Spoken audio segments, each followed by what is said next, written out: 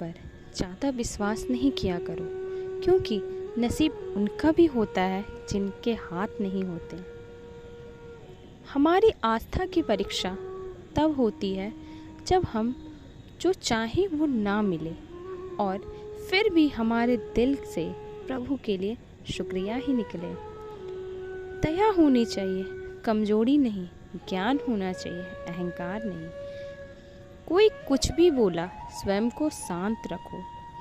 धूप कितनी ही तेज हो, समुद्र सूखा नहीं करते। अगर तुम अपना कल्याण करना चाहते हो तो सभी तरह के उपदेशों, सभी धर्मों को छोड़कर मेरी शरण में आ जाओ, मैं तुम्हें मुक्ति प्रदान करूंगा। भगवान श्री कृष्ण कहते हैं, धर्म चाहे जो भी हो, इंसान बनो। हिसाब अपने कर्म का होगा, धर्म का नहीं। बुरा वक्त आपको जिंदगी के उन सच से सामना करवाता है जिनका आपने अपने अच्छे वक्त में कभी ख्याल भी नहीं किया होता है। किसी दूसरे के जीवन के साथ पूर्ण रूप से जीने से अच्छा है कि हम अपने समय के भाग्य के अनुसार अपूर्ण जिए। जीवन न कल में है न आज में है, जीवन इस पल में है। इस पल का अनुभव ही जीवन है। हम दुनिया से कभी शांति नहीं पा सकते जब तक हम अंदर से शांत ना हो। बुराई बड़ी हो या छोटी हो, हमेशा विनाश का कारण बनती है, क्योंकि नाव में छेद छोटा हो या बड़ा हो, नाव को डुबा ही देता है। जीवन के इस रन में खुद ही कृष्ण, खुद ही अर्जुन बनना पड़ता है। रोज अपना ही सारथी बनकर जीवन के महाभारत से लड़ना पड़ता है, क्योंकि हर छोटी समस्या के लिए भगवान नहीं आ सकते। यदि संतोष पाना है, यदि जीवन में आनंद पाना है, तो स्मरण शक्ति का सदुपयोग कीजिए। अपनी स्मरण शक्ति को केंद्रित कीजिए केवल अच्छी बातें और अच्छी यादों की ओर। जीवन में प्रसन्नता आएगी। एक बेहतरीन जिंदगी जीने के लिए यह स्वीकार करना जरूरी है कि सबको सब कुछ नहीं मिल सकता। श्री कृष्ण कहते हैं, समय के साथ साथ हालात भी बदल जाते हैं, इसलिए बदलाव में स्वयं को बदल लेना ही बुद्धिमानी है। श्री कृष्ण कहते हैं, हमें कभी उस व्यक्ति पर भरोसा नहीं करना चाहिए जो वक्त के साथ स्वभाव बदल देता है। जितना इंतज़ार वो आपसे करवा रहा है ना, समय आने दो, वो इतना देगा आपको कि आप संभाल नहीं पाओगे। अगर आपका खुद पर नियंत्रण है तो आपको वह क्षमता हासिल होगी जिसे बहुत ही कम लोग हासिल कर पाते हैं। व्यक्ति जिस तरह का सोच रखता है वह उसी के सोच के अनुसार स्वयं का निर्माण करता है। उसका प्रकृति उसके सोच के अनुसार निर्मित होता है। यदि मनुष्य परोपकारी बनने का विश्वास करता है तो वह समाज में एक परोपकारी की तरह प्रसिद्ध होता है। यदि व्यक्ति का सोच दुराचार का होता है तो एक दुराचारी ही बन जाता है। भगवान श्री कृष्ण कहते हैं कि हमें किसी भी चीज़ के लिए शोक व्यक्त नहीं करना चाहिए, क्योंकि इस जीवन में आगे बढ़ते रहने के लिए हमें बहुत सी चीज़ों का त्याग करना पड़ता है और करना पड़ेगा। बहुत सी चीज़ें हमें छोड़कर चली जाएंगी। यदि हम शौक प्रकट करते रहें तो हम अपने जीवन में आगे कैसे बढ़ेंगे। हमें शौक ना करके हमें अपने कर्म पर ध्यान देना चाहिए, उसका ध्यान रखना चाहिए तथा समाज के विकास में अपना सहयोग करना चाहिए, ताकि समाज के साथ साथ हमारी भी वृद्धि हो। भगवान श्री कृष्ण कहते हैं कि मैं हर जगह हूँ, मैं हर मनुष्य में वास करता हूँ, मैं हर किसी के भावनाओं में वास करता हूँ। मैं जल की धरा हूँ तो मैं अग्नि का तप भी हूँ। मैं मनुष्य की श्वास हूँ और मैं आत्मा में भी हूँ। मैं ही यह सृष्टि हूँ और मैं ही यह सृष्टि हूँ कि और सृष्टि का रचनाकार भी हूँ।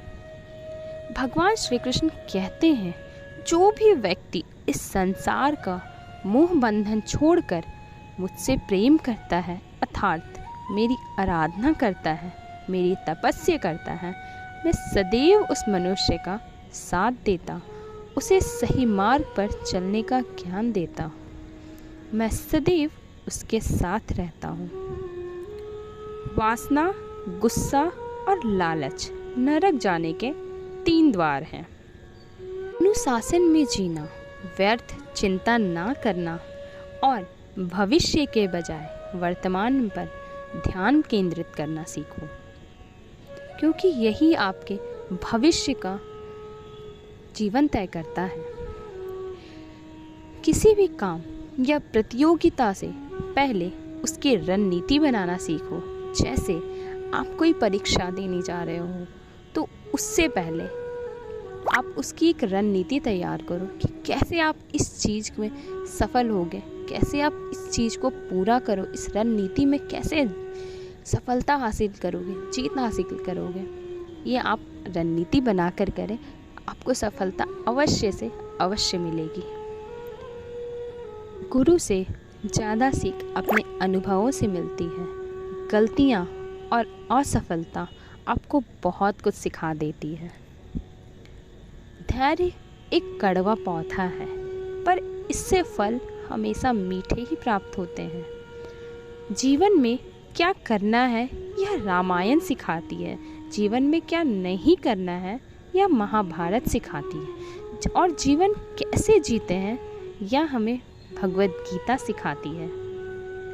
कभी कभी जीवन में आगे बढ़ने के लिए उन चीज़ों और उन व्यक्तियों को भी त्यागना पड़ता है जो कभी तुम्हारे हृदय की गहराइयों में विलीन थे।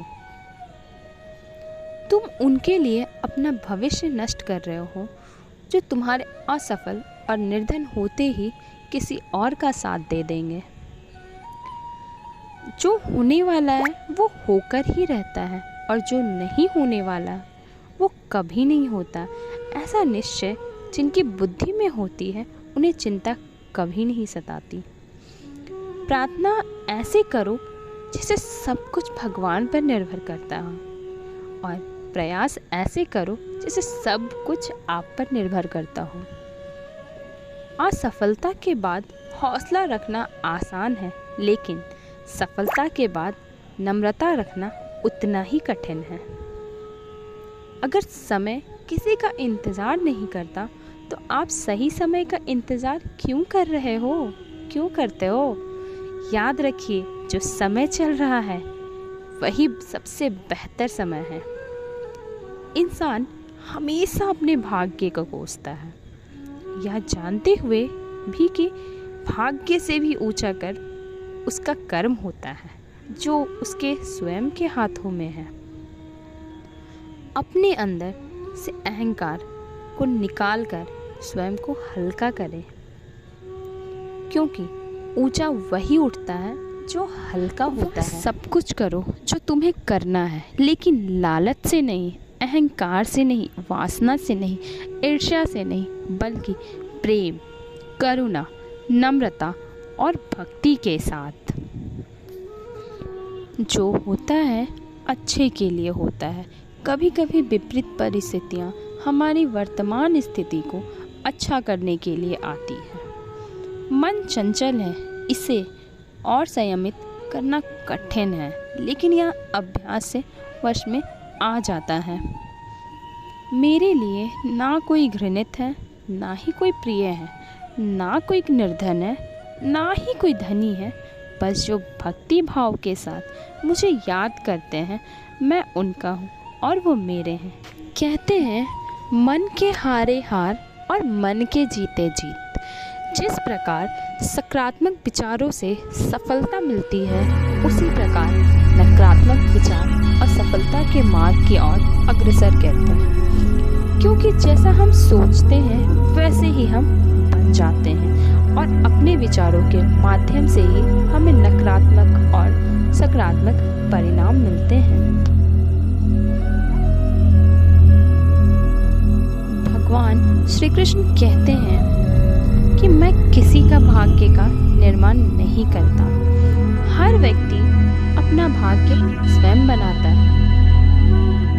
पृथ्वी, जल, वायु, आकाश, मन, बुद्धि और अहंकार, ये मेरी प्रकृति के 8 विभाग हैं। जो कुछ भी है वो वर्तमान में है, जो बीत गया वो नहीं आएगा, और जो आने वाला है उसकी चिंता नहीं बल्कि खुले हाथों से इसका स्वागत करें। भ्रम और संदेह से परे, जब आप भगवान से प्यार करते हैं तो आप हर चीज से प्यार करते हैं। मन उन लोगों के लिए दुश्मन की तरह काम करता है जो इसे नियंत्रित नहीं करते।